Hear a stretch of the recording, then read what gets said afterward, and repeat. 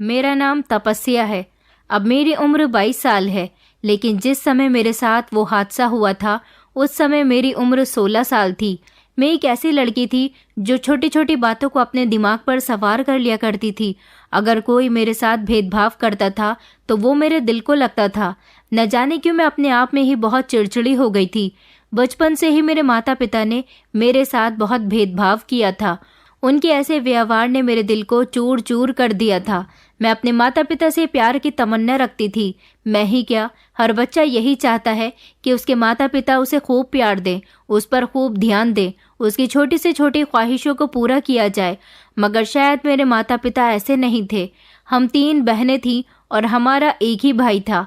मेरे पापा सरकारी दफ्तर में नौकरी किया करते थे। वो वहाँ के सरकारी कर्मचारी थे। मेरे पापा बिहेवियर के बहुत स्ट्रिक्ट थे। अनुशासन के मुताबिक चलना, डिसिप्लिन से रहना, छोटे बड़ों की इज्जत करना, ये सारी बातें मेरे पापा को बहुत पसंद थीं। मेरी मम्मी ने हम सब भाई बहनों को अच्छे संस्कार दिए थे। ऐसा नहीं था कि मुझे अच्छे संस्कार नहीं दिए गए थे। मेरी माँ मुझे भी हर छोटी से छोटी और बड़ी से बड़ी अच्छी बुरी बात के बीच का फर्क बताया करती थी। कभी भी उन्होंने मुझे प्यार से नहीं समझाया था। अगर कभी वो मुझे प्यार से समझाती तो शायद मेरी समझ में आ जाता। हर गलती मैं दोबारा कर दिया करती थी तो वो मेरी पिटाई लगाया करती थी। बस यही बात मुझे बहुत बुरी लगती थी। मुझसे बड़ी मेरी दोनों बहनें मम्मी पापा की आज्ञा का हमेशा पालन करती थी। वो दोनों ज्यादातर घर में ही रहती थी। अपना ध्यान ज्यादातर पढ़ाई में लगाए रखती थी। हर बार उनके अच्छे मार्क्स आते थे। माँ बाप का कहना मानना, उनकी आज्ञा का पालन करना ही उनका कर्तव्य था, जबकि मैं ऐसी बिल्कुल भी नहीं थी।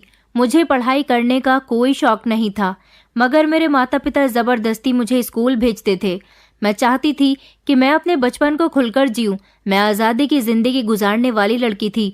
मैं हमेशा यही चाहती थी कि मेरी किसी भी बात में रोक टोक ना की जाए। मैं जो चाहूं अपनी मर्जी के मुताबिक करूं, अपनी मर्जी के मुताबिक कपड़े पहनूं, अपनी मर्जी के मुताबिक घर से निकलूं, अपनी मर्जी के मुताबिक ही अपनी जिंदगी का हर फैसला लूं। मगर मेरे माता पिता मेरे हर काम में रोक टोक करते थे। वो चाहते थे कि मैं अपने बाकी भाई बहनों की तरह उनकी मर्जी के मुताबिक हर काम करूं, मगर मैं ऐसा नहीं करना चाहती थी। जब मेरी बड़ी दोनों बहनों के अच्छे मार्क्स आते थे तो वो लोग उनकी बहुत तारीफ करते थे। मैं पढ़ाई में अंगूठा छाप थी, जिसकी वजह से मेरे मार्क्स बिल्कुल भी अच्छे नहीं आते थे।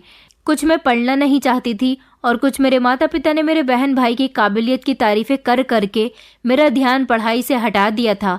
क्योंकि जब मेरी बहनों का अच्छा रिजल्ट आता था तो मम्मी पापा उनको बहुत प्यार करते थे, उनको गिफ्ट्स ला कर देते थे, उनकी हर छोटी बड़ी ख्वाहिश को पूरा करते थे।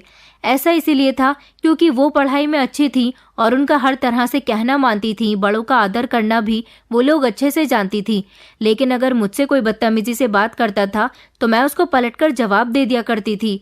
मेरी अपने क्लास के बच्चों के साथ भी ज्यादा नहीं बनती थी। कुछ लड़कियां ऐसी थी जो मुझे बहुत तंग करती थी।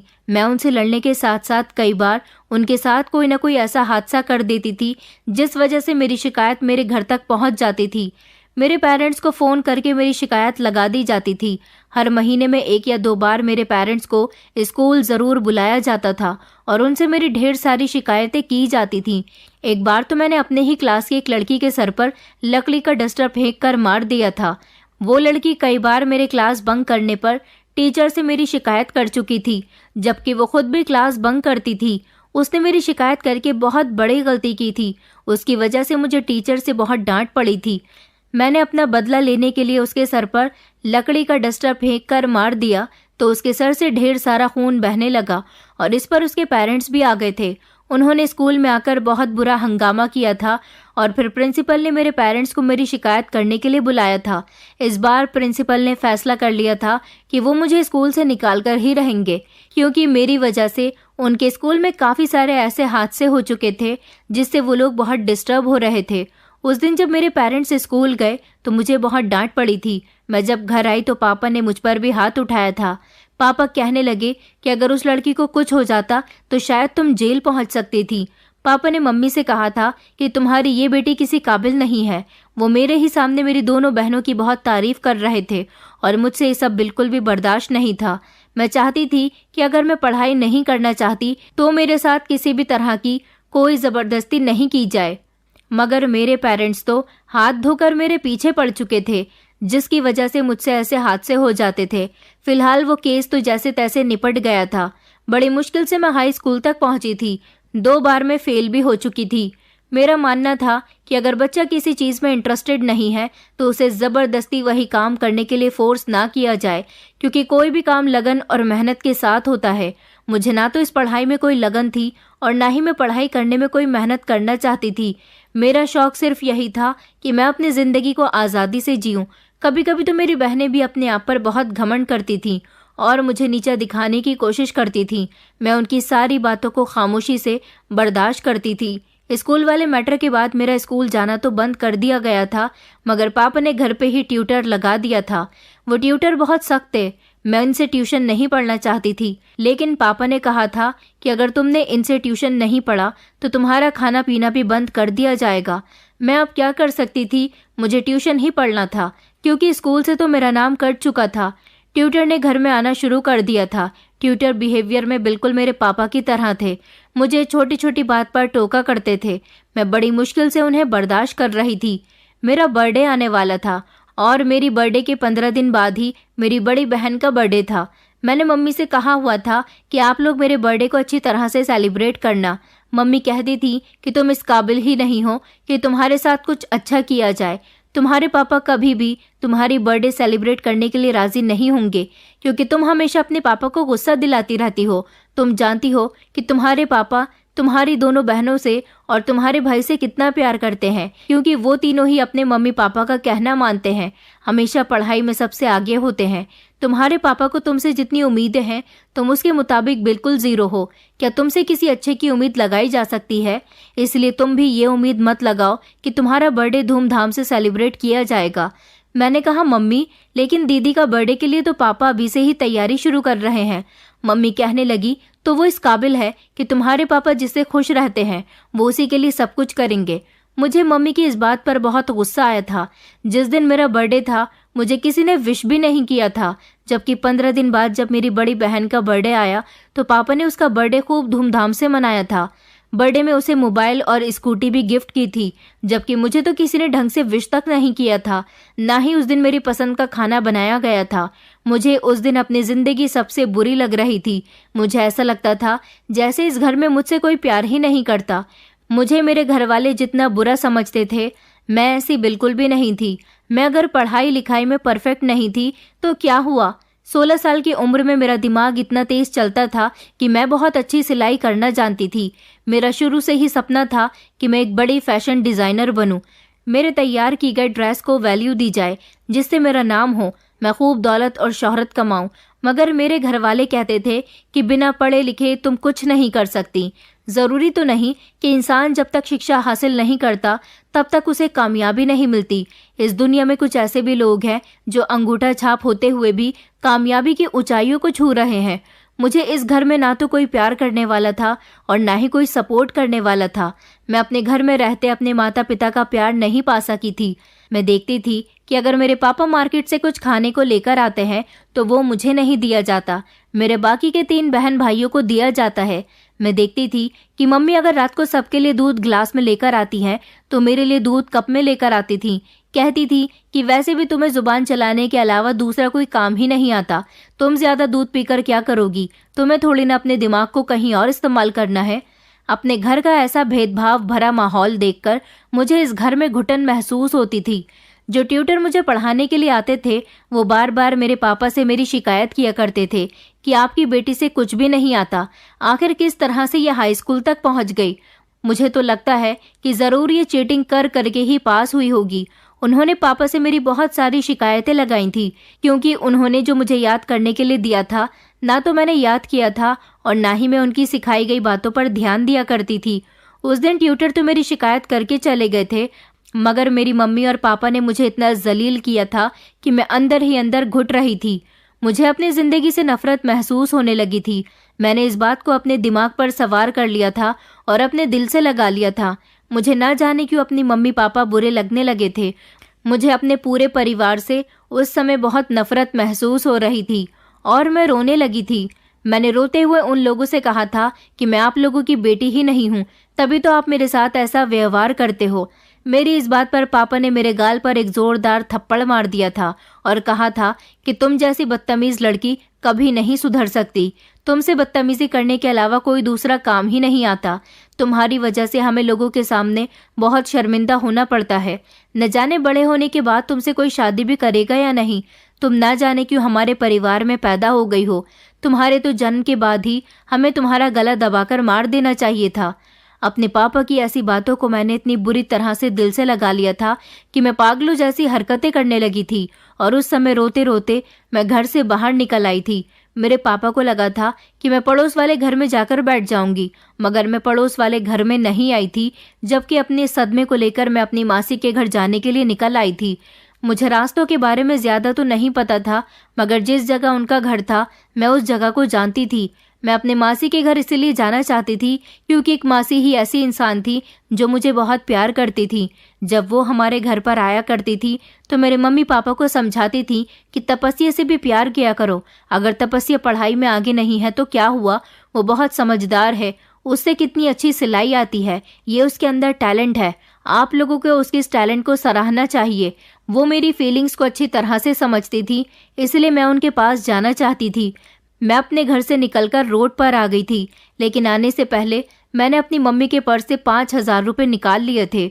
मुझे तो मेरे मम्मी पापा पॉकेट मनी भी नहीं दिया करते थे। मासी के घर जाने के लिए मुझे पैसों की ज़रूरत होती, इसलिए मैंने मम्मी के पर्स से पैसे निकाले थे।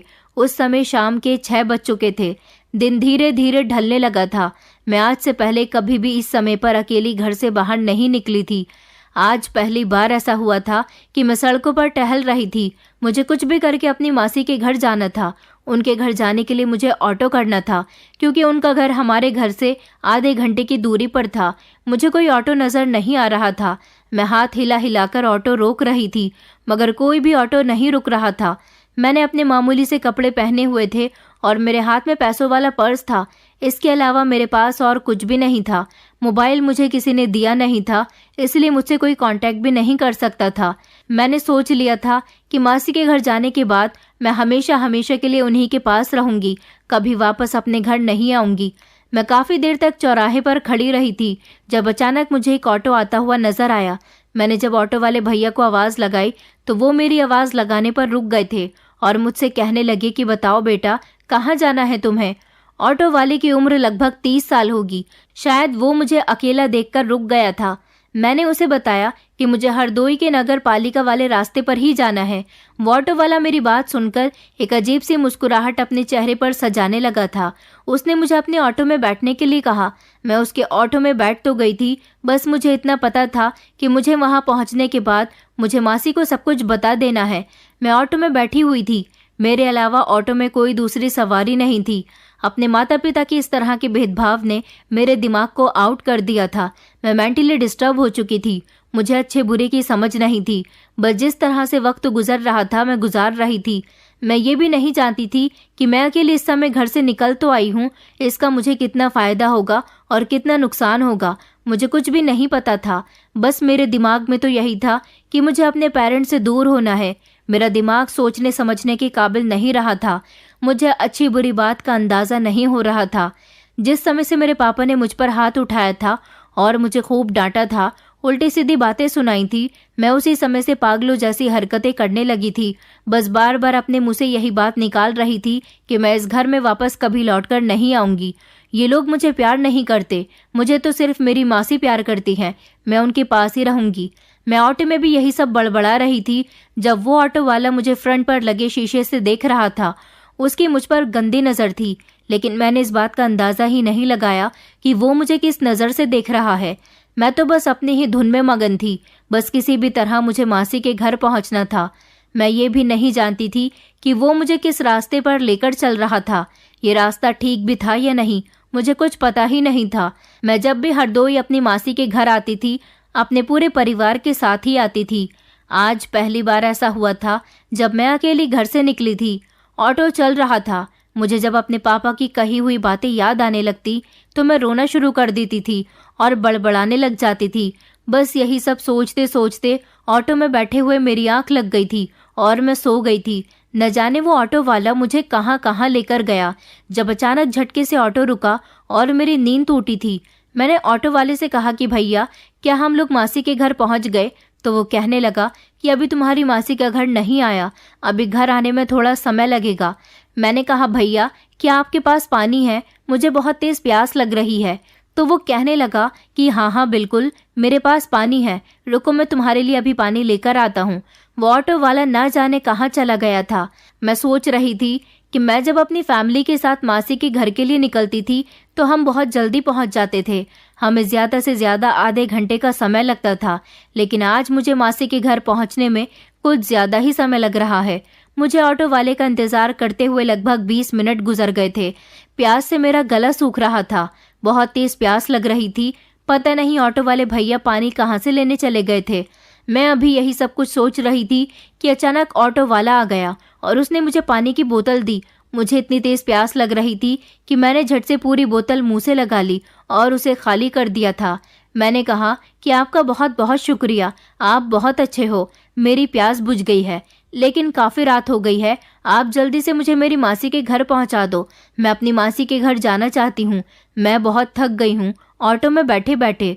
तो वो कहने लगा कि हाँ हाँ तुम फिक्र मत करो, हम जल्दी ही तुम्हारी मासी के घर पहुंचने वाले हैं। ऑटो फिर से चलना शुरू हो गया था। ऑटो चलने लगा था और न जाने क्यों मुझे चक्कर आने लगे थे। मुझे सब कुछ घूमता हुआ नजर आ रहा था और ऑटो के आते हुए झटके मुझे ऐसे लग रहे थे जैसे भूकंप आ रहा है। ऐसा लगता था कि जैसे मैं गिरने वाली हूँ। मैं ऑटो को मजबूती से पकड़ने की कोशिश कर रही थी, मगर न जाने क्यों मुझे कुछ भी ठीक नहीं लग रहा था और फिर धीरे धीरे मेरी आंखें बंद होने लगी। मैं बेहोश हो चुकी थी और संभलते संभलते ऑटो की सीट पर ही लेट गई। उसके बाद क्या हुआ था ये मैं नहीं जानती। मैं न जाने कितने समय तक बेहोश रही थी। जब मेरी आंख खुली तो मैं फिर से ऑटो में ही मौजूद थी और इस समय भी ऑटो चल रहा था। मेरा दिमाग दर्द से फटा जा रहा था। मैंने धीरे धीरे आंखें खोलकर देखा तो मुझे रोशनी नजर आ रही थी। मैंने ऑटो वाले से कहा कि अभी तक मासी का घर नहीं आया।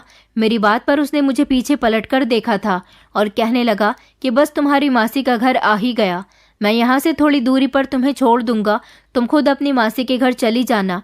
उसकी बात सुनकर मुझे बड़ी हैरानी हुई थी। मुझे याद आया कि मैं रात के समय ऑटो में बैठी थी और अब तो सुबह का सवेरा हो गया था। क्या मुझे मासी के घर पहुँचते पहुँचते इतना टाइम लग गया? मैंने देखा कि मेरे हाथ में पैसों वाला पर्स भी नहीं था और मुझे बहुत तेज भूख लग रही थी क्योंकि मैंने कल से कुछ नहीं खाया था। मैंने कहा भैया अभी मासी के घर जाने में और कितना समय रह गया? तो उसने अपना ऑटो रोक दिया और कहने लगा कि तुम यहीं पर उतर जाओ, यहाँ से अपनी मासी के घर खुद चली जाना। मैं जैसे ही ऑटो से उतरी तो मुझे एक अजीब सी थकान महसूस होने लगी। मेरे शरीर में बहुत तेज दर्द हो रहा था और बहुत थकावट महसूस हो रही थी। न जाने मेरे साथ ऐसा क्यों हो रहा था। मैंने ऑटो से उतरकर चारों तरफ देखा तो ये जगह मुझे बिल्कुल भी जानी पहचानी नहीं लग रही थी। मैंने कहा कि ये तो मेरे मासी के घर का रास्ता नहीं है और तुमने मुझे कहाँ छोड़ा है? वो कहने लगा यही तुम्हारी मासी के घर का रास्ता है। वो ये कहते हुए अपना ऑटो स्टार्ट करने लगा था। तब मैंने उसकी शर्ट की आस्तीन पकड़ ली और कहा कि तुम कहाँ जा रहे हो और मेरा पर्स कहाँ है? मुझे भूख लग रही है, मुझे खाना खाना है, मेरा पर्स मुझे वापस कर दो। वो ऑटो वाला वहाँ से भागने की कोशिश कर रहा था मगर मैं उससे लड़ने लगी। मैंने कहा कि मैं तुम्हारे ऑटो में बैठी हुई थी और मुझे न जाने कैसे नींद आ गई। चलो जल्दी से मेरा पर्स निकालो, मैं तो खुद घर से अपनी मम्मी के पैसे चुरा कर निकली थी। मुझे मासी के घर जाना है, तुमने मुझे मेरी मासी के घर भी नहीं छोड़ा। ये कहकर मैं उससे लड़ रही थी। वो बार बार कह रहा था कि पीछे हटो, मुझे जाने दो, ऐसा क्यों कर रही हो, भागो यहाँ से। मगर मैं तो लगातार उससे लड़ती चली जा रही थी और उससे अपने पैसे मांग रही थी। मुझे अपना होश भी नहीं रहा था। मुझे ऐसा लग रहा था जैसे मेरे शरीर में फुर्ती नहीं है। मुझे बहुत तेज भूख लग रही थी। बार बार मेरी आंखों के सामने अंधेरा भी आ रहा था।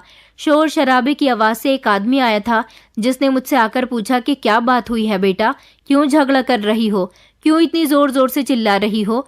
वो आदमी ढाबे का मालिक था क्योंकि जहाँ पर इस ऑटो वाले ने मुझे रोका था उसी जगह के ठीक सामने एक ढाबा बना हुआ था। मैंने सोच लिया था कि मैं वहाँ पर खाना खा लूँगी, मगर ये ऑटो वाला मेरा पर्स मुझे दे ही नहीं रहा था। मैंने कहा कि ये ऑटो वाला मुझे ना तो मेरी मासी के घर लेकर जा रहा है और ना ही मुझे मेरा पर्स दे रहा है। उस पर्स के अंदर 5,000 रुपये हैं। मुझे बहुत तेज़ भूख लग रही है, मुझे उन पैसों से खाना खाना है और अपनी मासी के घर भी पहुंचना है। मैं अभी ढाबे के मालिक से बातों में लगी ही थी कि वो ऑटो वाला अपने ऑटो की रफ्तार तेज करके वहां से भाग गया। मैं उसे जोर जोर से आवाज देने लगी और मैंने कहा कि तुम कहाँ जा रहे हो? मुझे मेरा पर्स तो वापस देते जाओ, चोर कहीं के। ना मुझे मेरी मासी के घर छोड़ा और मेरे पैसे भी चोरी कर लिए। मैं जोर जोर से चिल्ला रही थी। वो ढाबे का मालिक मुझसे कहने लगा कि चलो आओ, मैं तुम्हें अपने ढाबे में ले चलता हूँ, नाश्ता करवाता हूँ। तुम्हें बहुत भूख लग रही है ना? मैंने कहा हाँ, मुझे बहुत तेज भूख लग रही है। चलो अंकल। तो वो मुझे ढाबे में ले गया और उसने नौकर से चाय और पराठे बनाने के लिए कहा। उसने मुझे पेट भरकर नाश्ता करवाया। नाश्ता करने के बाद वो मुझसे पूछने लगा कि तुम कहाँ से आई हो और तुम्हारी मासी का घर कहाँ पर है। तो मैंने उसे बताया कि मेरी मासी का घर हरदोई के नगर पालिका वाले रास्ते पर है, जबकि मेरा घर तो हरदोई से आधे घंटे की दूरी पर है। मेरी बात सुनकर ढाबे का मालिक कहने लगा, मगर ये तो हरदोई नहीं है और तुम इतनी दूर से अकेली इस ऑटो वाले के साथ आ रही हो, क्या तुम्हारे साथ कोई नहीं है? मैंने उन्हें बताया कि नहीं, मेरे घर वालों से झगड़ा हो गया था। मैं अपनी मासी से मिलने के लिए घर से अकेली ही निकल आई थी। मैं कल शाम के समय अपने घर से निकली थी। देखो ना अंकल, उस ऑटो वाले ने मुझे अभी तक मासी के घर नहीं पहुंचाया। रात से दिन निकल आया। मैं रात उसके ऑटो में बैठी थी और उसके ऑटो में बैठे बैठे ही सो गई। जब मेरी आंख खुली तो दिन निकल रहा था। वो चोर मेरे पैसे भी चुरा कर भाग गया। मेरी बात सुनकर ढाबे के मालिक को कुछ खटका सा महसूस हुआ था। ढाबे का मालिक चौंक कर कहने लगा, क्या तुम कल रात से इस ऑटो वाले के साथ हो और अब ये तुम्हें तुम्हारी मासी के घर छोड़े बिना ही यहाँ से भाग गया? मैंने कहा हाँ अंकल, मैं भी तो वही कह रही हूँ। ढाबे का मालिक कहने लगा, क्या तुम्हें रात के बारे में कुछ याद नहीं? मैंने कहा कि नहीं, मुझे कुछ याद नहीं, बस मैं तो पानी पीने के बाद सो गई थी। मुझे बहुत प्यास लग रही थी। मैंने ऑटो वाले से कहा कि मुझे पानी चाहिए, तो वो न जाने पानी लेने के लिए कहाँ चला गया था। बहुत देर के बाद आया तो उसने मुझे पानी की बोतल दी। पानी पीने के बाद मैं गहरी नींद में सो गई। अब जब सुबह मेरी आंख खुली तो मेरा सर जोर जोर से चकरा रहा था। मुझे अपने शरीर में भी बहुत थकावट महसूस हो रही है। शायद ऐसा इसलिए है क्योंकि मुझे भूख लग रही थी। अब आपने मुझे नाश्ता करवा दिया है ना, अब मैं आराम से अपनी मासी के घर जा सकूंगी। मेरे अंदर चलने की ताकत आ गई है। मैं ये कहती हुई मासी के घर जाने के लिए उठकर खड़ी हो गई थी। तभी उस ढाबे के मालिक ने मेरा हाथ पकड़ लिया और कहने लगा कि बेटा, तुम यहीं पर बैठो, अभी तुम कहीं मत जाओ, मुझे तुमसे कुछ बात करनी है। तुम्हें अपनी मासी के घर जाना है ना, मैं खुद तुम्हें वहां छोड़कर आऊंगा। उस ढाबे वाले अंकल की बात सुनकर मैंने उसकी बात पर यकीन कर लिया था और मैं उसके ढाबे में ही बैठ गई थी और अनजान नजरों से इधर उधर देख रही थी। ढाबे का मालिक ढाबे से बाहर निकलकर किसी से फोन पर बात करने में बिजी हो गया था। मैं यहाँ पर अभी भी बैठी हुई थी। थोड़ी देर गुजरी थी कि ढाबे का मालिक अंदर आया और कहने लगा कि तुम यहाँ से कहीं मत जाना, मैंने कुछ लोगों को बुलाया है, वो तुम्हें सुरक्षित तरीके से तुम्हारी मासी के घर छोड़ आएंगे। उनकी बात सुनकर मैं हंसने लगी थी। मैंने कहा, सच अंकल, आप सच कह रहे हो, मगर मुझे उनके घर का रास्ता नहीं पता। चलो अच्छा हुआ कि आप मेरी मदद करोगे, आपका बहुत बहुत शुक्रिया। वो मेरा मासूम चेहरा देखकर मेरे सर पर हाथ रखने लगा और कहने लगा कि हाँ बेटी, हाँ, वो लोग तुम्हें सही जगह पर पहुंचा देंगे। मैं इतनी मेंटली डिस्टर्ब हो चुकी थी कि अजीब अजीब सी हरकतें करने लगी थी। कभी चारों तरफ देखती तो कभी किसी ऐसी चीज को देखकर जोर जोर से हंसने लगती जो मुझे अजीब लग रही थी, और फिर जब मुझे मेरे घर वालों की याद आती तो मैं हंसते हंसते ही रोने लग जाती थी। मेरी ऐसी हालत देखकर ढाबे का मालिक भी अफसोस में पड़ गया था।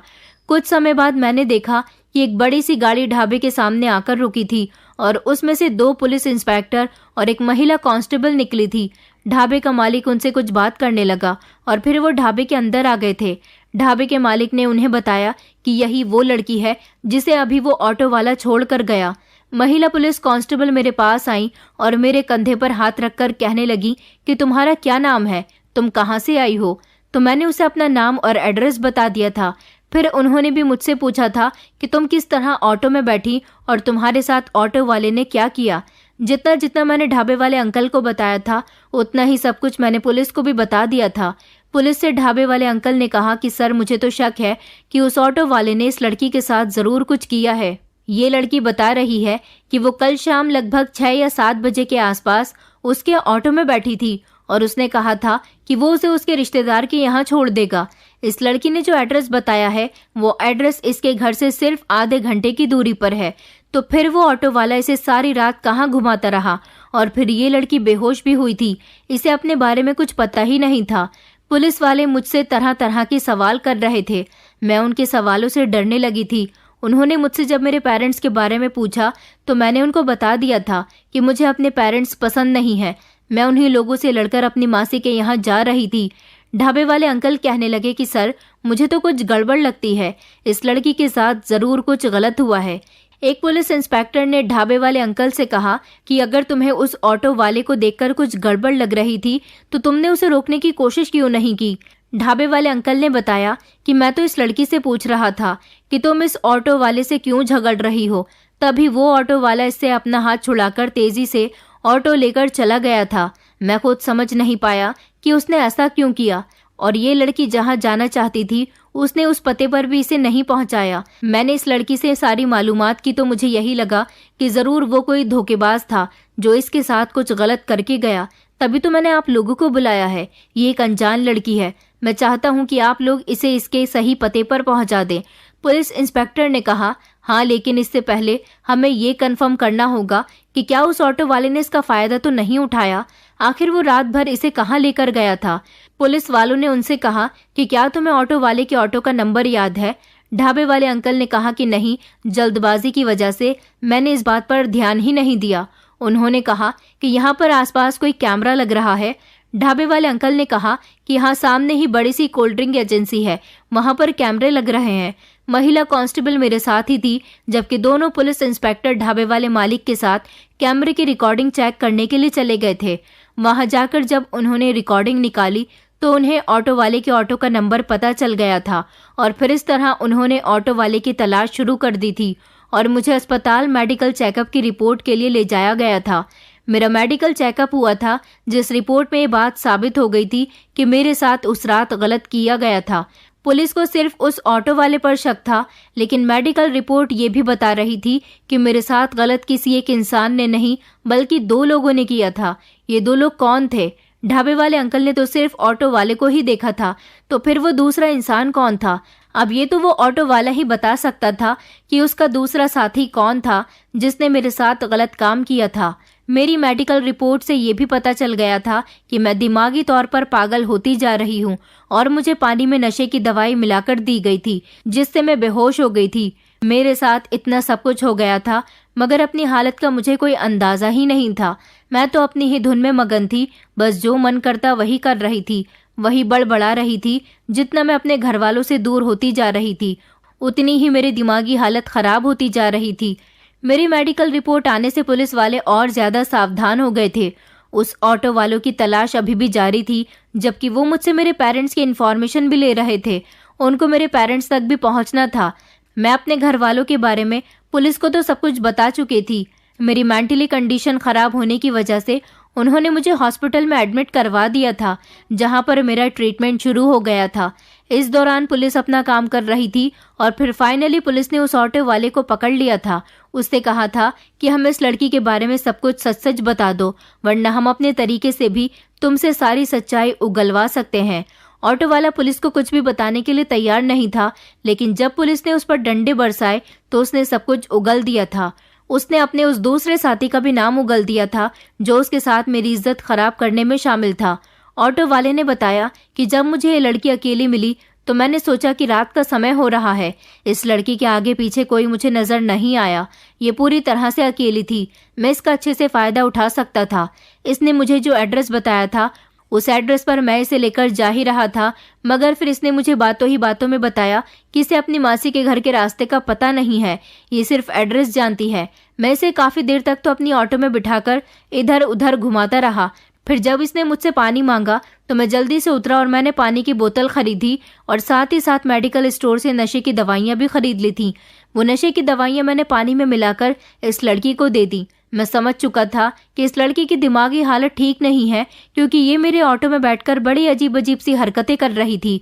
और फिर जब ये पूरी तरह से बेहोश हो गई तो मैं इसे एक अनजान जगह पर लेकर जा रहा था, जहां पर मैं इसके साथ गलत काम करता। मुझे रास्ते में ही मेरा एक साथी मिल गया। उसने मुझसे थोड़ी बहुत बातचीत की। उसकी नज़र जैसे ही इस बेहोश लड़की पर गई तो वो कहने लगा कि तुम इतनी रात को इस लड़की को लेकर कहाँ जा रहे हो? ये लड़की कौन है? और ये समय तो ऑटो वापस खड़ा करने का समय है। मैं भी ऑटो पार्किंग में खड़ा करने जा रहा हूँ और ये लड़की बेहोश क्यों है? मुझे सच सच बताओ, तुमने इस लड़की के साथ क्या किया है? मेरा साथी शोर मचाने लगा था। फिर मैंने उसे समझाया कि मैं इस लड़की का फायदा उठाना चाहता हूँ।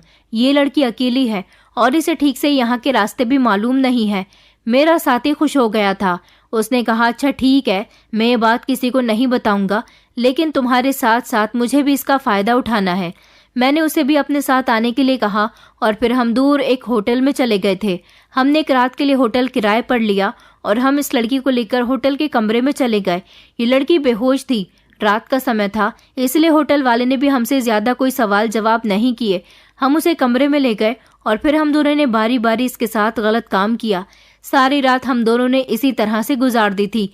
जैसे ही दिन निकलने का समय हुआ तो हम दोनों ने इस लड़की की हालत ठीक की और फिर मैंने इसे अपने ऑटो में बिठाया। मैं इसे बीच रास्ते में ही छोड़कर जाने वाला था, मगर ऑटो में झटके आने की वजह से इसकी आंख खुल गई और ये शोर मचाने लगी कि मेरा पर्स कहाँ है और मुझे अभी तक मेरी मासी के घर क्यों नहीं छोड़ा। मेरा साथी तो मुझे छोड़कर पहले ही होटल से निकल गया था।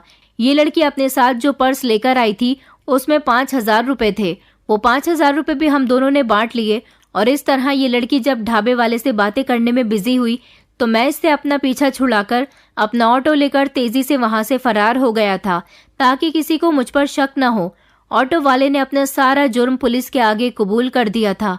पुलिस वालों ने उसके दूसरे साथी को भी अरेस्ट कर लिया था और इन दोनों की इतनी मार लगाई थी कि ये दोनों बुरी तरह से चिल्ला रहे थे। इन दोनों को अरेस्ट कर लिया गया था जबकि उन्हें कड़ी से कड़ी सजा हुई थी, क्योंकि उन्होंने मेरी मासूमियत का फायदा उठाते हुए मेरी इज्जत को तार तार कर दिया था। ऐसे दरिंदों को फांसी के अलावा कोई और सजा नहीं होनी चाहिए। ये तो मैं नहीं जानती कि उन दोनों को फांसी हुई थी या फिर उम्र कैद, क्योंकि मैं उस समय अपने होश में नहीं थी। फिर मेरे पेरेंट्स को भी ढूंढ लिया गया था। मेरे पेरेंट्स को जब ये बात पता चली कि मैं अस्पताल में हूँ और पुलिस ने उन्हें बुलाया तो वो लोग झट से वहां पर पहुंच गए थे। मुझे देखकर मेरी माँ की आंखों में आंसू आ गए थे। मेरे पापा भी बहुत अफसोस में थे। पुलिस वालों ने उनको पूरी बात बताई और कहा कि आप लोग इतने लापरवाह कैसे हो सकते हैं? आपने अपनी बेटी को शाम के समय घर से अकेले ही निकलने दिया। अब आप लोग अपनी बेटी को अपने साथ लेकर जाना, लेकिन अभी आपकी बेटी का इलाज चल रहा है। वो दिमागी तौर पर ठीक नहीं है, वो बहुत ज्यादा डिस्टर्ब है। मेरे पेरेंट्स का दिल शायद मेरी हालत देखकर पिघल रहा था, मगर मैंने पुलिस वालों के सामने ही रोना शुरू कर दिया था और मैं कहने लगी थी कि मैं इन लोगों के साथ नहीं जाऊंगी। ये बहुत बुरे लोग हैं। इनको तो सिर्फ मेरे भाई बहन ही अच्छे लगते हैं। मैं बिल्कुल भी अच्छी नहीं लगती, क्योंकि मैं पढ़ाई में आगे नहीं हूं ना। इन्हें तो अपने वो बच्चे अच्छे लगते हैं जो पढ़ाई में आगे होते हैं और आज्ञाकारी होते हैं। मैंने पुलिस वालों से कहा कि सर प्लीज मुझे इनके साथ मत भेजना, वरना मैं दोबारा से इनका घर छोड़कर आ जाऊंगी। मुझे डॉक्टर ने नींद का इंजेक्शन लगाया था और फिर मैं कुछ देर के लिए सो गई थी। पुलिस ने मेरे पेरेंट्स को समझाया था कि आपने बचपन से ही इस बच्चे के साथ भेदभाव किया, तभी तो ये बच्ची दिमागी तौर पर डिस्टर्ब हो गई। इसके दिमाग में ये बात बैठ गई है कि मेरे पेरेंट्स को मैं पसंद नहीं हूँ, बल्कि मेरे भाई बहन पसंद है जो हमेशा पढ़ाई में आगे रहते हैं।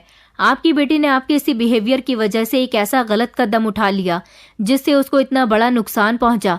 दूसरों ने उसका फायदा उठाया। उन लोगों को तो अरेस्ट कर लिया गया है, मगर सजा के हकदार तो आप लोग भी हैं। सजा तो आपको भी मिलनी चाहिए, क्योंकि इस बच्ची ने जो कदम उठाया था वो शायद आप लोगों की वजह से उठाया था। हम तो आपको सजा नहीं दे सकते, लेकिन ऊपर वाला आपको आपके हिस्से की सजा जरूर देगा। इसने ये नहीं सोचा कि ये घर से निकल जाएगी तो इसके साथ क्या क्या हो सकता है। बच्चों में कभी भी भेदभाव ना करें। लड़का हो या लड़की, समझदार हो या बेवकूफ, बच्चों को बराबर से उनका प्यार दें। अगर आपको लगता है कि आपकी बेटी के अंदर कोई कमी थी तो आपको उस कमी को उसके सामने जाहिर नहीं करना चाहिए था। उसे ताने नहीं देने चाहिए थे। दूसरों की तारीफ उसके सामने नहीं करनी चाहिए थी। ऐसे उसके मन के अंदर जेलसी पैदा हो गई और वो अंदर ही अंदर बागी बनती गई। पुलिस इंस्पेक्टर की बात सुनकर मेरे पापा ने कहा था कि सर, हमारी बेटी पढ़ाई में बहुत पीछे थी। हम उसे समझा कर थक गए थे, लेकिन ऐसा नहीं है कि उसके घर से जाने के बाद हमने उसे ढूंढने की कोशिश नहीं की। हमने उसे बहुत ढूंढा था, अपने सारे रिश्तेदारों में भी फोन कर दिए थे, मगर वो हमें कहीं नहीं मिली थी। हमें लगा कि वो 1-2 दिन बाद खुद ही घर वापस आ जाएगी। कुछ समय बाद जब मैं ठीक होने लगी थी और मेरा दिमाग अपनी नॉर्मल कंडीशन पर आने लगा था, तो मुझे सब कुछ समझ आने लगी थी। ऐसा तब हुआ था जब मेरे पेरेंट्स मुझसे प्यार करने लगे थे। उन्हें उनकी गलती का एहसास हो गया था। उन लोगों ने अब सबके सामने मुझे एक्सेप्ट कर लिया था। वो मुझसे प्यार करने लगे थे, मेरी फिक्र करने लगे थे। मेरा ट्रीटमेंट तो काफ़ी लंबा चला था, मगर वो लोग मुझे घर ले आए थे और घर लाने के बाद उन्होंने मेरा बहुत ख्याल रखा। अपने पेरेंट्स के दिल में अपने लिए मोहब्बत देखकर मुझे इस बात का एहसास हुआ था कि मैंने भी बहुत बड़ी गलती की थी। भले से ही उस टाइम पर मेरी मेंटल कंडीशन ठीक नहीं थी, लेकिन अब जब मेरी मेंटल कंडीशन ठीक होने लगी थी तो मेरा दिल बार बार यही सोच रहा था कि उस समय मेरी गलती भी थी, तभी मेरे साथ ये सब कुछ हुआ था। मेरे पेरेंट्स ने उस घटना के बाद कभी भी मेरे साथ पढ़ाई के लिए ज़बरदस्ती नहीं की, लेकिन जैसे जैसे मैं बड़ी होती गई मुझे इस बात का अंदाज़ा होने लगा कि इस दुनिया में शिक्षा का कितना महत्व है। शिक्षा हासिल करने वाला इंसान ज़रूर कामयाब होता है। मेरे पेरेंट्स बिल्कुल ठीक कहते थे। मुझे उनकी बातें उस समय गलत लगती थी, लेकिन अब बड़े होने के बाद मुझे सब कुछ ठीक लगने लगा था। लेकिन मैंने ज़्यादा देर नहीं लगाई, मैंने अपनी पढ़ाई को शुरू कर दिया था। पहले ही मेरी उम्र ज़्यादा हो गई है। मैं अपनी उम्र के हिसाब से पढ़ाई में काफ़ी पीछे हूँ, मगर मुझे अब शिक्षा का महत्व समझ आ गया। मैं समझ गई हूँ कि मेरे पेरेंट्स मुझसे कुछ भी गलत नहीं कहते थे, वो तो मेरी भलाई ही चाहते थे। और मेरे पेरेंट्स को भी ये रियलाइज़ हो गया कि वो बच्चों में भेदभाव करके कितनी बड़ी गलती किया करते थे। हमें कभी भी किसी की कमी को दूसरों के सामने जाहिर नहीं करना चाहिए। मेरे पेरेंट्स के पास मुझे समझाने का एक ये भी तरीका था कि वो मुझे तसल्ली से बिठाकर प्यार से मेरी तारीफ भी कर सकते थे, मुझे समझा भी सकते थे। लेकिन उन्होंने तो हमेशा ही मेरे साथ दूसरा तरीका अपनाया था। वो हमेशा ही मेरे बाकी के भाई बहनों के सामने मुझे जलील किया करते थे। मुझ पर लड़की होते हुए भी बार बार हाथ उठाया करते थे। इसलिए मेरे दिल में उनके लिए नफरत पैदा हो गई थी। मगर अब सब कुछ ठीक हो गया। मुझे अपने पेरेंट्स से बहुत प्यार है। मेरे आरोपियों ने मेरे साथ बहुत गलत किया। मैं आप सब लोगों से रिक्वेस्ट करना चाहती हूँ कि पेरेंट्स बच्चों को बराबरी से प्यार करें और बच्चे भी अपने पेरेंट्स की बात को समझने की कोशिश करें। दोस्तों, उम्मीद करती हूँ आपको हमारी कहानी पसंद आई होगी। कहानी पसंद आई है तो वीडियो को लाइक करें, चैनल पर नए हैं तो चैनल को सब्सक्राइब करें और हाँ, नोटिफिकेशन बेल को ज़रूर दबाएं ताकि अगली अपडेट सबसे पहले आपको मिले।